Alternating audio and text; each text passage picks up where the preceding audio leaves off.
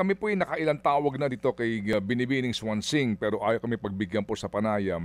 Nagtataka lang kami, ang ikinakatwiran niya lagi, hindi maaring alisin ito kasi yung ating mga obligasyon para sa mga foreign assisted projects, etc.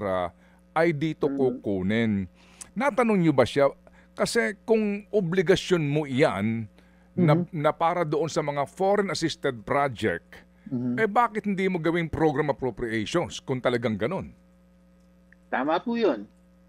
So, yes, kasama yan sa mga interpellation natin, no? Anong sagot niya kung bakit ayaw nilang siguraduhin na magkaroon na ng programa para dito? Bakit lagi nilang inilalagay sa program appropriations na kumbaga hahanapan pa ng pera and then for further release, mga ganon?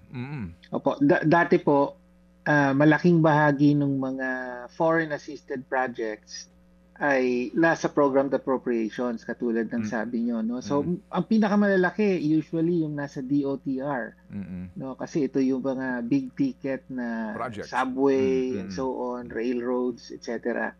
Pero kaya po nilagay yan sa unprogrammed appropriations para magamit po yung fiscal space na nasa programmed appropriations, yung tiyak na pondo na nasa programmed appropriations para mas makapag-insert ng mas marami pa. No?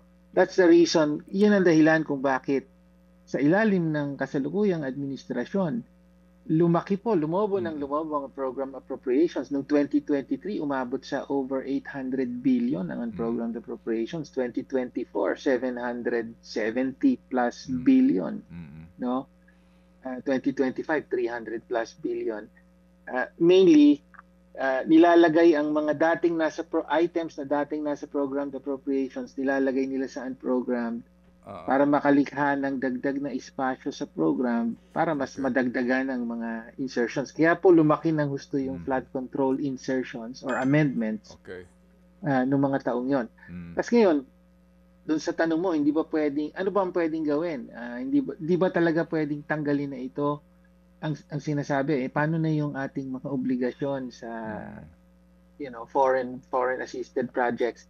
Ang sagot po natin diyan, sundin ang konstitusyon. Ang sinasabi ng konstitusyon, kapag may loan, halimbawa, foreign loan na pumasok para pondohan ang isang big ticket project, ang procedure na tinatakda ng konstitusyon, mag-submit ang executive, ang Malacanang, ng supplemental budget.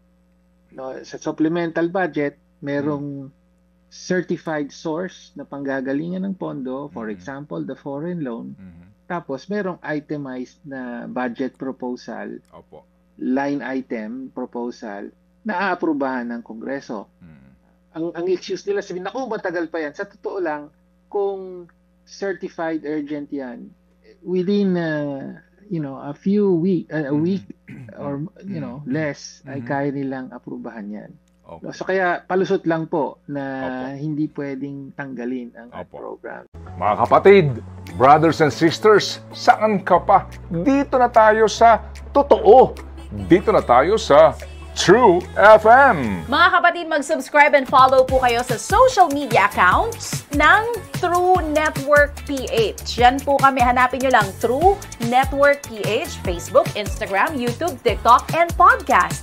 Mapa Apple or Spotify man yan, mahahanap nyo kami. Lahat ng mga napapanood at napapakinggan nyo po sa programa, nasa social media accounts namin yan. So, paano mga kapatid? See you sa social media!